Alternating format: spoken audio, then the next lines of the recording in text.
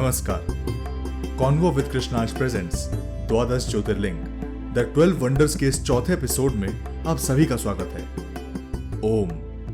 ओम की ध्वनि को सनातन संस्कृति में ब्रह्मांड को रिप्रेजेंट करने वाली ध्वनि बताया गया है। क्या पृथ्वी पर ऐसी भी कोई जगह है जहां ओम साकार रूप में विराजित हो? क्या शिव ही ओम है? और क्या कथाएं हैं ओमकारेश्वर महादेव के ज्योतिर्लिंग के बारे में? आइए जानते हैं इस एपिसोड में।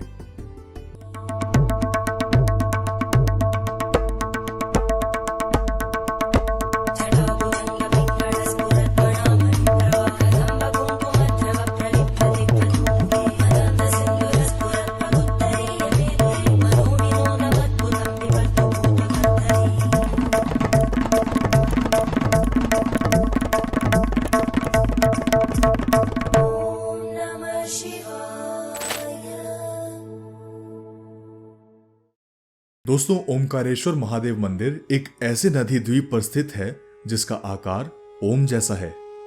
नर्मदा नदी यहाँ दो भागों में विभाजित हो जाती है, जो कावेरी नदी के संगम से इस आकार का कारण बनती है।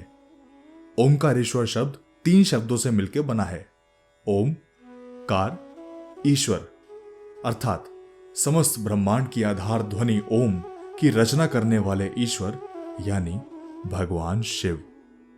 यह मंदिर मांधाता द्वीप पर स्थित है, जिसको शिवपुरी नाम से भी जाना जाता है। अब मांधाता के इस नाम से ही हमारे ओमकारेश्वर ज्योतिर्लिंग की पहली कहानी जुड़ी है। असल में मांधाता नाम के एक इक्ष्वाकु राजा हुआ करते थे, जो कि श्री राम के पूर्वज थे। महादेव के परम भक्त राजा मांधाता ने एक दिन अपने आराध्य को प्रसन्न करने की ठानी। उन्होंने वहीं उस द्वीप पर बैठकर कड़ी तपस्या की। अंत में भोलेनाथ अपने इस भक्त का प्रेम भाव देखकर प्रसन्न हुए और राजा मांधाता के समक्ष प्रकट होकर बोले, जब इतने मन से मेरा कोई भक्त मुझे बुलाता है तो मुझे आना ही पड़ता है। मैं तुम्हारे इस तप से प्रसन्न हुआ वत्स, मांगो क्या वर चाहिए। राजा मांधाता की आंखों में अपने प्रभु को साक्षात देख के आंसू झलक उठे। उन्होंने महादेव से बस इतना कहा कि हे नाथ, क्या मांगू मैं आपसे? सब कुछ तो दे देते हैं आप बिना मांगे ही।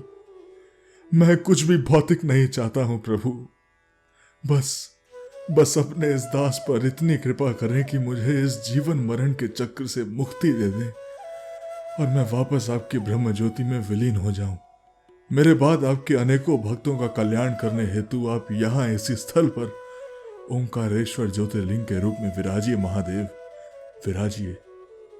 अपने परम भक्त की यह प्रार्थना महादेव ने स्वीकार की और तभी से वहां ओमकारेश्वर ज्योतिर्लिंग के रूप में स्थापित हो गए।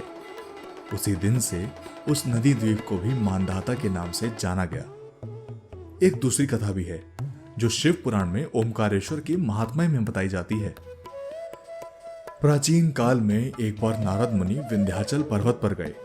उनका स्वागत करने के बाद विंध्याचल ने अपने ऊंचे कद और सौंदर्य पर अभिमान व्यक्त करते हुए नारद मुनि को बातें बताई। यह सुन के नारद मुनि ने उसका अभिमान तोड़ने के लिए कहा, नारायण नारायण, विंध्याचल तुम निश्चय ही बहुत महान और बलशाली हो। सभी पर्वत तुम में व्याप्त हैं। परंतु चिंतित होकर विंध्याचल ने कहा,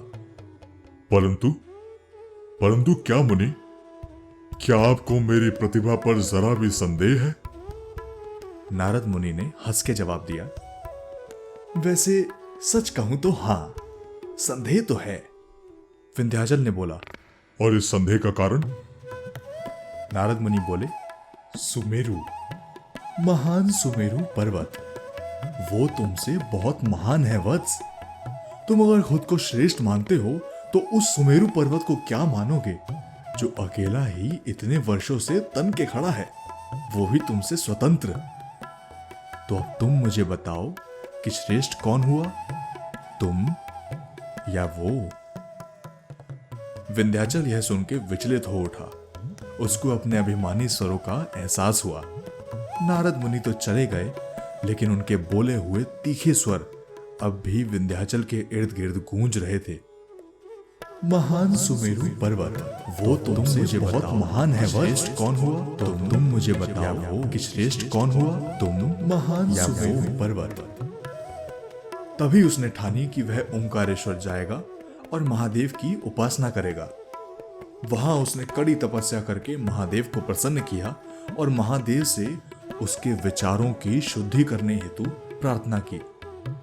विंध्याचल के द्वारा प्रार्थना के लिए स्थापित पार्थिव शिवलिंग में महादेव विलीन हो गए। तभी से उस शिवलिंग को परमेश्वर या ममलेश्वर के नाम से जाने जाने लगा।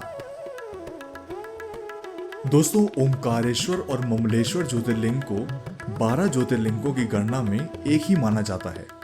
और तो और ओंकारेश्वर के पास ही वह गुफा है जहां स्वयं भगवान शिव के अवतार माने जाने वाले आदि शंकराचार्य जी अपने गुरु गोविंद भगवत पाद से मिले थे। आज भी यह गुफा शिव मंदिर के ठीक नीचे उपस्थित है, जहां जगत गुरु आदि शंकराचार्य जी की एक तस्वीर भी स्थापित है। आदि शंकराचार्य अपने आप में एक पूरा विषय है। उनके बारे में और विस्तार से बात करेंगे केदारनाथ ज्योतिर्लिंग के एपिसोड में। और अगर आप लोग आदि शंकराचार्य जी पर एक डेडिकेटेड सोलो पॉडकास्ट चाहते हैं तो कमेंट करके हमें बताएं। मंदिर की प्रमुख आकर्षण एक मुलायम सोप स्टोन का निर्मित सफेद गुंबद है। मंदिर की सुंदरता उसकी प्राचीन नगर प्रणाली पर आधारित टॉवर में है, जिसमें 5 विभिन्न पर्यायों की छवि है जो विभिन्न हिंदू देवी देवताओं की प्रतिष्ठा को दर्शाती है। मंदिर की यात्रा आपको 17वीं सदी के समृद्ध काल के प्राचीन समय में ले जा सकती है, जब मंदिर सिर्फ पूजा के स्थान नहीं थे, वे लोगों के बीच विश्वास और आश्चर्य की भावना को जगाने वाले स्थान और आत्म परामर्श के स्थान थे। यह मंदिर इन सभी आशाओं को पूरा करता है और इसलिए यह हिंदुओं के लिए पूरे विश्व में प्रमुख धार्मिक स्थलों में से एक है। आशा करते हैं कि ओंकारेश्वर महादेव के विषय में हमारा यह एपिसोड आप सभी को पसंद आया होगा। पसंद आया तो लाइक जरूर करें और यह सीरीज जो हम कर रहे हैं इसके बारे में अपने दोस्तों, परिवारों और जिस शिव भक्त को आप जानते हो उनके साथ साझा अवश्य करें। मिलेंगे आपसे अगले एपिसोड में, जहां हम बात करेंगे 5वें ज्योतिर्लिंग बैद्यनाथ मंदिर के बारे में।